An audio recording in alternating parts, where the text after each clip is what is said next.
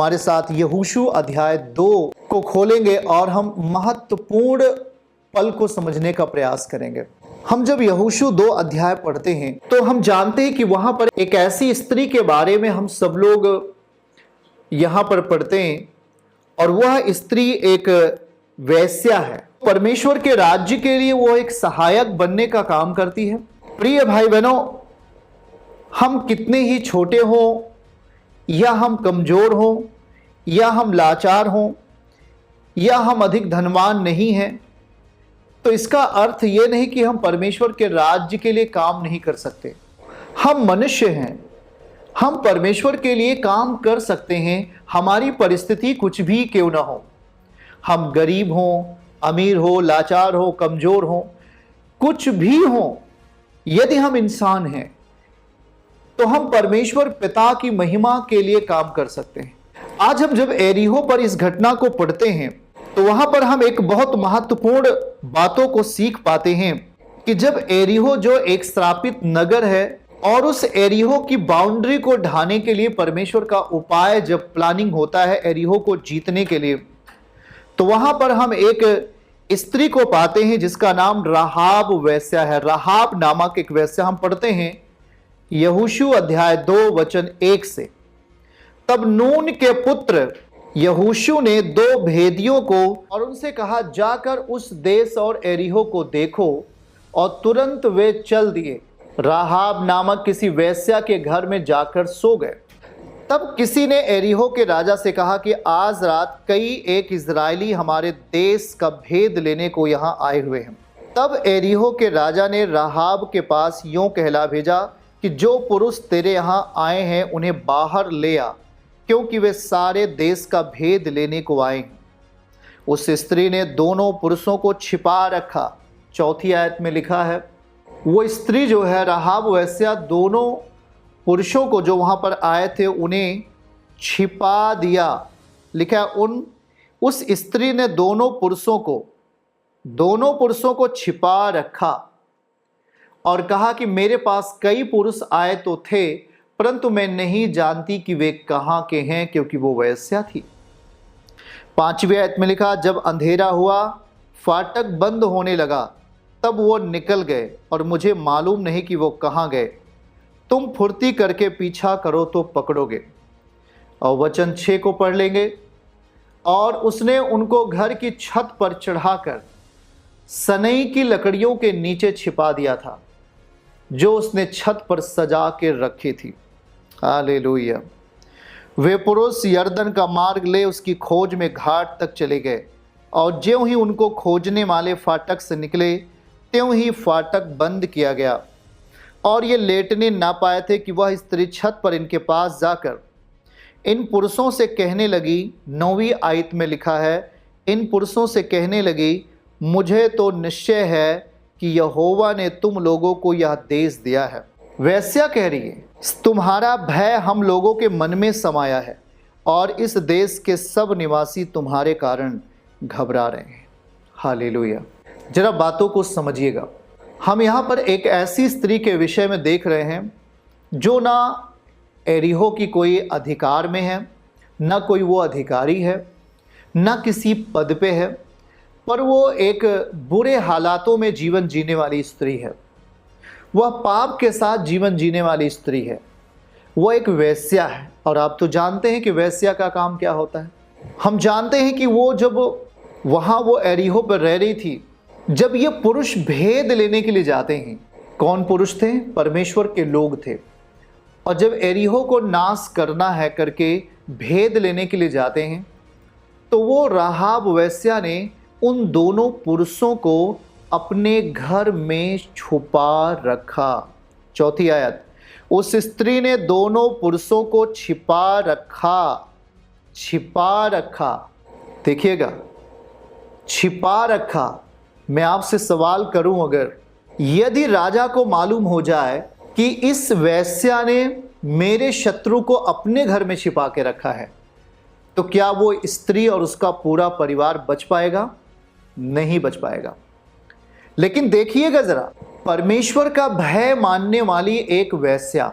इसीलिए यीशु मसीह ने कहा कि तुमसे पहले वैश्या परमेश्वर के राज्य में अर्थात स्वर्ग राज्य में प्रवेश करेंगे, क्योंकि वो मन फिराने वाले होंगे, वो पापों से मन फिराने वाले लोग होंगे जो शास्त्री और फरीसियों से पहले, सदूकियों से पहले, जो अपने आप को ग्रेटनेस कहते, जो अपने आप को महान व्यक्ति कहते, उनसे पहले स्वर्ग के राज्य में वैश्याएं प्रवेश करेंगी, क्योंकि वो पापों से प्रायश्चित करेंगी। अब यहां पर देखिएगा, हम जानते हैं कि राहाब वैश्या ने सुन रखा था। क्या सुन रखा था? उसके पास एक बहुत बड़ी गवाही थी। और वो गवाही क्या थी? उस गवाही के बदौलत उसको जब पता चला कि ये इजरायली हैं और इनका परमेश्वर यहोवा है, तो उस राहाब वैश्या के पास एक गवाही थी। और उस गवाही का भय मान करके, उस गवाही को अपने साथ वो रखती थी, उस गवाही को कभी नहीं भूली थी, और उस गवाही के साथ वो जीने वाली स्त्री थी तो वो वैश्या, लेकिन वो एक गवाही के साथ जी रही थी। वो गवाही क्या थी? 10वीं आयत में हम उस गवाही को पढ़ेंगे, और वो गवाही ये है, 2:10 पढ़ेंगे। क्योंकि हमने सुना है, राहाब वैश्या कहती है, हमने सुना है कि यहोवा ने तुम्हारे मिस्र से निकलने के समय तुम्हारे सामने लाल समुद्र का जल सुखा दिया था, और तुम लोगों ने सीहोन और ओग नामक यरदन पार रहने वाले एमोरियों के दोनों राजाओं का सत्यानाश कर डाला। वचन 11, और यह सुनते ही हमारा मन पिघल गया, तुम्हारे कारण किसी के जी में जी ना रहा, क्योंकि तुम्हारा परमेश्वर यहोवा ऊपर के आकाश का और नीचे के पृथ्वी का परमेश्वर है। आमीन बोलिए। 12वीं आयत, और फिर कहती है, अब मैंने जो तुम पर दया की है, वो स्त्री कहती कि अब मैंने जो तुम पर दया की है, तुम्हें अपने घर में मैंने छुपा के रखा, मैंने तुम्हें बचाया है, इसलिए अब मुझसे यहोवा की शपथ खाओ कि तुम भी मेरे पिता के घराने पर दया करोगे, और इसकी एक सच्ची चिन्ह, एक निशान तुम मुझे दे दो। प्रिय भाई बहनों, हम इस समय के हालातों को अगर देखें, प्रभु ने आपके जीवन में बड़ा काम किया, आपके पत्नी के जीवन में, बच्चों के जीवन में, आपके घरानों के जीवन में काम कर रहे हैं प्रभु। क्या हमारे जीवन में भी उन गवाहियां जो प्रभु यीशु मसीह चर्च के अंदर करते थे, बाहर करते थे, आपके घर में करते थे, आपके परिवारों में किए हैं, क्या हमने उन गवाहियों को याद करके रखा है? क्योंकि वो काम परमेश्वर का है, और यदि हम उस काम को ही भूल जाते हैं, तब हम परमेश्वर के प्रति प्यार को, परमेश्वर के लोगों के प्रति स्नेह को, दया को भूल जाते हैं।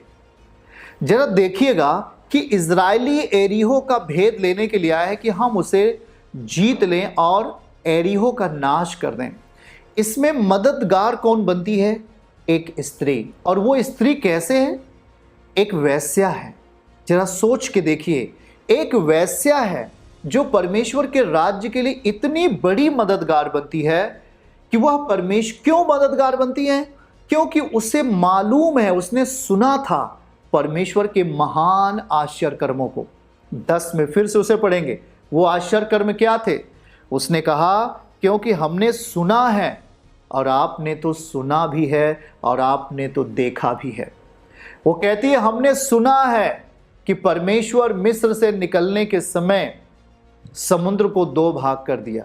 वह स्त्री सुन रखी थी, देखी नहीं थी, उसने केवल सुन रखा था, और इसलिए उसके जेहन में, उसके मन में ये बातें वर्तमान थी, ये बातें वो भूल नहीं सकी थी। और जब उसने इजरायली पुरुषों को देखा तो वो चीज़ें उसके मन में और ताज़ा हो गईं, और उसने कहा कि मैं जानती हूँ तेरे परमेश्वर को, जो आकाश और पृथ्वी का निर्माता है, बनाने वाला है। वो परमेश्वर जिसने लाल समुद्र को मिस्र की हुकूमत से, मिस्र के उस जाल से लाल समुद्र को 2 भाग करके बचा लिया था, मैंने सुना है। प्रिय भाई बहनों, आज आपने सुना भी है और आपने देखा भी है। परमेश्वर के चिन्ह और चमत्कारों को आपने सुना भी है, आपने देखा भी है। एक स्त्री जब परमेश्वर के राज्य के लिए सहायक बन सकती है। एक पापिन स्त्री जब परमेश्वर के राज्य के लिए सहायक और वफादार बन सकती है, आप क्यों नहीं बन सकते? मैं कहना चाहता हूं, परमेश्वर बदला देने वाला परमेश्वर है।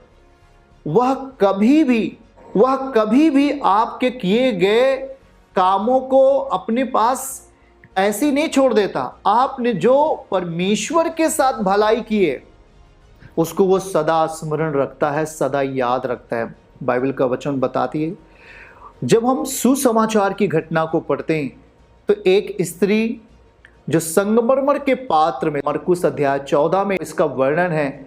मरकुस 14 में हम जब पढ़ते हैं तो वहां लिखा है कि वो स्त्री संगमरमर के पात्र में एक बहुमूल्य इत्र लेकर के, वहां ऐसा लिखा है कि जब वह बैतनियाह में सामौन कोढ़ी के घर भोजन करने बैठा था, तभी एक संगमरमर के पात्र में जटामांसी का बहुमूल्य, यहां ये नहीं लिखा सस्ता या बहुत ही तुच्छ, बहुमूल्य, उसकी बहुत बड़ी कीमत थी, 300 दिन की मजदूरी के बराबर। एक दिनार एक दिन का होता है, 2 दिन की मजदूरी 1 दिनार। जटामांसी का बहुमूल्य शुद्ध इत्र लेकर आई और पात्र तोड़ करके इत्र को उसके सिर पर उड़ेल दिया, प्रभु के सिर पर उस महंगे इत्र को उड़ेल दिया। आज की तारीख में, उस समय उसकी कीमत इतिहासकारों के अनुसार लाखों रुपए थी। उस समय, आज से 2025 साल पहले, लाखों रुपए थी उस इत्र की कीमत। 300 दिन की मजदूरी, 300 दिन मजदूरी करेंगे तब उतना इत्र हम इकट्ठा कर सकेंगे जितना वो प्रभु के सर पर तोड़ देती है, डाल देती है। आज की तारीख में जरा सोच के देखो, उसकी कीमत करोड़ों में है। उस इत्र को, उस महंगे इत्र को वो प्रभु के सर पर उड़ेलती है। उसके आगे क्या लिखा, प्रभु ने क्या कहा, मैं आपको कुछ समझाना चाहता हूं। परंतु जो कोई वहां पर जो चेले लोग बैठे हुए थे, उसमें से रिसिया कर कहने लगे, अरे क्यों सत्यानाश किया गया? लोग बोल रहे हैं, क्योंकि वो बोल रहे हैं, समझा रहे हैं, इत्र 300 दिनार से अधिक मूल्य में बेचकर, 300 दिनार से अधिक मूल्य में बेच करके कंगालों को बांटा जा सकता है। करोड़ों की वो इत्र था, आज की तारीख में बांटा जा सकता है। और वो झिड़कने लगे उस स्त्री को, पर वहां पर लिखा क्या है? यीशु ने कहा, उसे छोड़ दो, उसे क्यों सताते हो? उसने मेरे साथ भलाई की है। यही पॉइंट है, भलाई की है। कभी कभी जब आप भलाई करते हो तो शायद आपका पड़ोसी आपको डपट देता है, क्या कर रहे हो जी, अपना दशवंश कहाँ उठा के लेके जा रहे हो, अपना अन्य का दशवंश कहाँ देने जा रहे हो जी। वो आप पर डपटता है, लेकिन प्रभु कहता है, अरे इन्हें डपट मत, इन्हें डांट मत, ये मेरी भलाई कर रहे हैं, ये मेरे साथ भलाई कर रहे हैं। हम परमेश्वर के साथ भलाई करते हैं इन सब कामों को करके। जब हम अपनी कमाई का खुदा के साथ ऑफरिंग जब चढ़ाते हैं, अपने परमेश्वर को उपहार देते, खुदा की महिमा के लिए, उसकी सेवकाई के लिए, और उसकी प्रतिज्ञा को जब हम पूरा करते हैं। यहां पर देखिए, वो जब वो स्त्री महंगे इत्र को तोड़कर प्रभु के सर पर डालती है, तो लोग वहां रिसिया कर कहने लगे, 300 दिनार से अधिक मूल्य में बेचकर कंगालों में बांटा जा सकता था। वे लोग झिड़कने लगे। ऐसे होता है आपके घरों में भी, कुछ लोगों के घरों में ऐसी होता है कि जब आप कमाई के अंश को बाहर करते तो शायद किसी का पति या किसी का पत्नी या किसी का बच्चे झिड़कने लगते, ओ जी क्या कर रहे हो, क्या कर रहे हो, पैसे को कहाँ देने जा रहे हो, इस धन को कहाँ रखने जा रहे हो। बहुत सारे लोग इस बात को झिड़कने लगते हैं, लेकिन प्रभु ने क्या कहा, उसे छोड़ दो। देखना, यीशु ने कहा उसे छोड़ दो, उसे क्यों सताते हो, उसने मेरे साथ भलाई की है, भलाई की है। तो अगर ये आप परमेश्वर के साथ भलाई इस रीति से कर सकते हैं, प्रभु कहता है कि मैं उसे कभी नहीं भूलूंगा। जहां पर मेरा प्रचार किया जाएगा, उस स्त्री का नाम लिया जाएगा, उसे याद किया जाएगा। उसको, इस काम को उसने मिटने नहीं दिया। इस बलिदान को परमेश्वर सदैव याद रखता है। आज की तारीख में भी परमेश्वर इसके बलिदान को, जो उसने परमेश्वर के साथ भलाई की है, यीशु के साथ भलाई की है, प्रभु उसे आज भी स्मरण रखता है, याद रखता है। तो जरा सोच के देखो, वह स्त्री कुछ इसी रीत से वह स्त्री भी थी राहाब वेश्या। उसका कैरेक्टर बहुत कैरेक्टरलेस थी, लेकिन उसने जो काम वो कर रही है, जो उसने काम करने का निर्णय ले लिया, उसका पद और कद अब ऊंचा होने जा रहा है परमेश्वर के नजरों में। वह प्रभु के राज्य के लोगों को मददगार बनती है। वह उनका मददगार बनती है जो अनजाने देश में जाकर उसे उसका भेद लेना चाहते हैं, वहां पर और कोई सहायक नहीं मिला तो वह स्त्री, याद रहे, वह स्त्री जो वैश्या है वो अपने आप को तैयार कर लेती है परमेश्वर के राज्य के सहयोग के रूप में। और फिर क्या होता है? वो स्त्री कहती है कि मैंने तुझ पर दया की है। जरा ध्यान से सुनिएगा।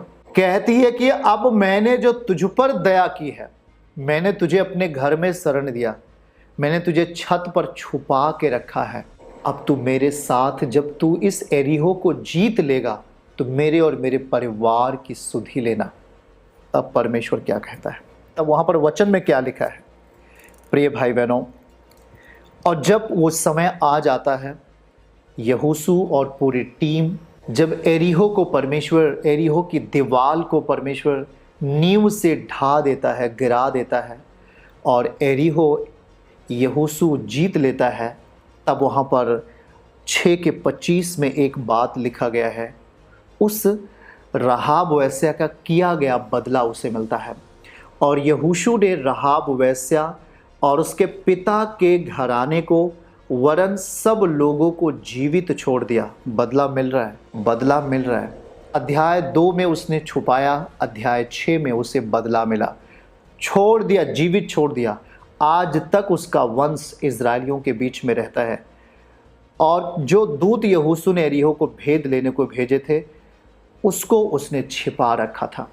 प्रिय भाई बहनों, इस आयत को समझ लेना।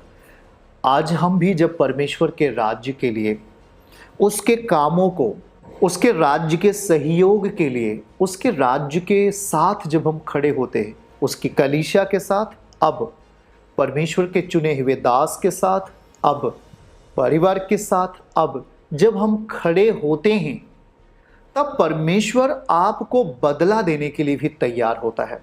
वो कभी नहीं मिटाएगा आपके कामों को। एक स्त्री ने जब महंगे इत्र को तोड़ा, संगमरमर के पात्र को तोड़ा, बहुमूल्य इत्र को प्रभु के सर पर उड़ेलकर महिमा दिया, तो उस महिमा को परमेश्वर ने बेकार जाने नहीं दिया। उस महिमा को परमेश्वर ने नष्ट होने नहीं दिया। यदि जब आप और हम परमेश्वर की महिमा को करते हैं, उसका धन्यवाद करते हैं, चाहे वो चर्च आकर करते हैं, चाहे हम अपने घर पे करते हैं, या कलीसिया के साथ रह कर के हम उसकी महिमा, उसका धन्यवाद किसी भी रूप में, चाहे अपने दान और दशवां अंश और उठाई हुई भेंट के रूप में, चाहे हम अन्न के रूप में, चाहे हम अपने खेत खलिहानों के सब्जी और तमाम चीज़ों से, छोटी छोटी चीज़ों से हम अपने खुदा को जब महिमा देते हैं, तो परमेश्वर उसका बदला आपको देता है। उसे कहता है, हर एक झिड़कने वाले को कहता है, उसे छोड़ दो, उसने मेरे साथ भलाई की है, उसे छोड़ दो, उसका नुकसान मत करो, उसको मत रुलाओ, उसको आंसुओं में मत जाने दो, उसका नुकसान नहीं करो, क्योंकि उसने मेरे साथ भलाई की है। प्रिय भाई बहनों, हम इस राहाब की घटना को पढ़ करके हम आज राहाब के जैसे नहीं हैं। आपका परिवार पवित्रताई का परिवार है, आपका परिवार संपन्नता का परिवार है, आपका परिवार आशीषों का परिवार है, आप पर परमेश्वर का अनुग्रह हुआ है। अब अनुग्रह पर अनुग्रह हुआ है, तो हम राहाब वेश्या से कहीं अधिक बड़े कामों को कर सकते हैं। हमें उसकी बात को समझना चाहिए, हमें उसके एहसास को जान लेना चाहिए कि परमेश्वर हमसे क्या चाहते हैं। जरा सोच के देखो कि वो राहाब वेश्या के लिए कितना खतरनाक था। वो पल आसान नहीं था राहाब के लिए, क्योंकि यदि थोड़ी सी बात यदि लीक हो जाती तो राहाब और पूरे वंश के लिए मौत था। लेकिन उसने परमेश्वर पर भरोसा किया। उसके पास एक गवाही थी। गवाही ये थी कि उसने कहा कि मैंने सुना है यहोशू 2:10 में मैंने सुना है कि तेरा परमेश्वर मिस्र में क्या हालात किए, लाल सागर को उसने 2 भाग कर दिया। मैंने सुना है कि परमेश्वर तुम्हारे मिस्र से निकलने के समय लाल समुद्र को 2 भाग कर दिया और उसे सुखा दिया, समुद्र को सुखा दिया, रास्ता दे दिया। यह उसके लिए एक बहुत बड़ी, उसके अंदर एक खुदा का एक जो काम की गवाही थी, उसको उद्धार में ले जाती है, उसको बचाव में ले जाती है। हमको लगता है हाँ शायद मेरे लिए कुछ दुख है क्या, या आपको लगता है कि मेरे लिए शायद कुछ कष्ट है क्या। आप पहले ही कष्टों को सोच लेते हैं, आप पहले ही दुखों को सोचकर पीछे हट जाते हैं, विश्वास के पायदान से पीछे हट जाते हैं, उसकी महिमा के जगह से पीछे हट जाते हैं। यह हमारे आपके लिए सही चिन्ह होता नहीं है। एक वेश्या होकर के परमेश्वर के पक्ष में निर्णय लेने से वो डरती नहीं है, क्योंकि उसके पास गवाही है। आज आपके पास एक गवाही नहीं है, आपके पास हजारों गवाहियां हैं, आपके पास बहुत सारी गवाहियां हैं, एक गवाही नहीं है। जब उस गवाही को अपने अंदर हम जीवित रखते हैं, तब हम परमेश्वर के प्रति अपने प्यार को, अपने धन्यवादी बलिदान को भी प्रकट कर पाते हैं। जब हमारे अंदर गवाहियां खत्म हो जाती हैं, जब हम परमेश्वर के आश्चर्य कर्मों को भूल जाते हैं, तब हमारे लिए परमेश्वर के प्रति, परमेश्वर के दास के प्रति, उनके परिवार के प्रति, कलीसिया के प्रति हमारी जो जिम्मेवारी है, हम उसे भी भूल जाते हैं। जरा ध्यान से समझिएगा, एक वेश्या अपने काम को बेहतरीन रीत से पूरा करती है, बगैर डरे हुए, बगैर हिचकिचाए हुए। उसके पास राजा के लोग पहुंच जाते हैं और पूछते हैं कि यहाँ पर एरीहो का भेद लेने के लिए इजरायली आए हैं क्या? उसने कहा नहीं, मेरे पास वैसे भी बहुत सारे लोग आते रहते हैं। चूंकि वो वेश्या है, जरा ध्यान से सुनिएगा, वो कितना रिस्क उठाती है, कितना वो खतरा उठाती है, पर खतरा उसे आबाद करता है, नाश नहीं करता। आज आपके लिए भी है, हम सब के लिए, विश्वास करने वाले लोगों के लिए है। जब वचन के अनुसार जीते हैं, परमेश्वर के अनुसार जीना शुरू करते हैं और कहते हैं हे प्रभु, क्या मैं कलीसिया के लिए उपयोगी हूँ? क्या मैं कलीसिया के लिए क्या सहायता कर सकता हूँ? परमेश्वर आपके दास के चुने हुए के लोगों के लिए, परमेश्वर आपके दास के लिए मैं क्या कर सकता हूँ, क्या कर सकती हूँ? मैं खुदा तेरी महिमा के लिए क्या कर सकता हूँ? वेश्या ने किया, मैं क्यों नहीं कर सकती? वेश्या ने किया, मैं क्यों नहीं कर सकता? आज आपके लिए, आज की तारीख में आपके ऊपर कोई खतरा नहीं है। सेवकाई बंद है, सेवकाई के लीडर्स के ऊपर समस्या आती है, आपके ऊपर नहीं आती। आप तो अपने घर में होते हैं। हाँ, सेवकाई में काम करने वाले लोग, जो स्वयं सेवक लोग हैं, उनके ऊपर समस्याएं आती हैं, हमारे ऊपर समस्याएं आती हैं, पर आपके ऊपर नहीं आती हैं। पर आपको करना क्या है? कलीसिया आपके लिए क्या जिम्मेवारी बनती है, ये बात को हमें महत्वपूर्ण समझना चाहिए। कोई भी व्यक्ति बाइबल में गवाह है, जिसने भी परमेश्वर के राज्य के लिए काम किया है, परमेश्वर उसे अवश्य ही एक अच्छा बदला दिया है। आज उसे बदला मिला क्योंकि उसने अपने जीवन में रिस्क उठाया। वो जो उसने रिस्क उठाया, उससे उसकी जान नहीं गई, उसके जीवन में कुछ नुकसान नहीं हुआ, पर परमेश्वर ने उसकी मदद की। जब वो रिस्क उठा रही थी तो परमेश्वर उसकी सहायता कर रहे थे। क्यों? याद रहे, जब 2 भेदिए उस शत्रु के देश में जाते हैं तो उनके पीछे यहोशू की प्रार्थनाएं थी, याजकों की प्रार्थनाएं थी, और याजकों की प्रार्थनाएं सटीक जगह पर काम करती हैं। परमेश्वर के दासों की प्रार्थनाएं सटीक स्थानों पर काम करती हैं। अब्राहम की प्रार्थना एलीएज़र के लिए काम आती है कि वह उसके पुत्र इसहाक के लिए सही रिश्ता ढूंढने में काम आए, और अब्राहम ने जो प्रेयर किया था, उसे सही रिश्ता मिलना चाहिए, तो उसे एक सही रिश्ता ही मिला।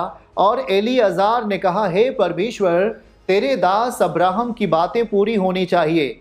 मैं जहाँ जा रहा हूँ, वो स्त्री, जो स्त्री मेरे स्वामी की मेरे स्वामी की पत्नी अर्थात इसहाक की पत्नी बने, वो मेरे जानवरों को यदि पानी पिलाए, हाँ तो वही मैं मान लूंगा कि यही आपकी ओर से भेजी हुई स्त्री है।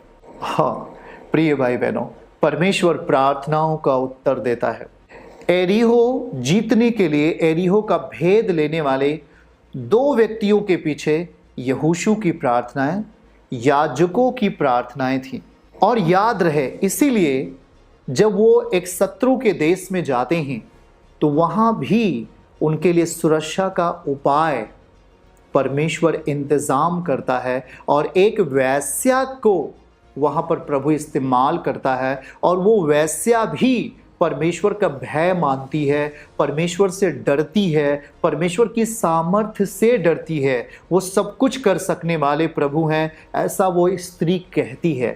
प्रिय भाई बहनों, बाइबल बताती है कि वह स्त्री अपने प्राणों को बचा सकी और अपने प्राणों के साथ साथ वो अपने परिवार के प्राणों को जीवित रख सकी, इस कारण से कि उसने परमेश्वर के लोगों की मदद किया, परमेश्वर के राज्य की वो सहायक बनी। चर्च की सभी प्रार्थनाओं को और परमेश्वर के दास के द्वारा टीचिंग सुनने के लिए और अपडेट्स को जानने के लिए हमारे इस चैनल को सब्सक्राइब करें और साथ में बेल आइकन को जरूर दबाएं ताकि जब भी लाइव प्रार्थना हो तो सबसे पहले आप देख सकें।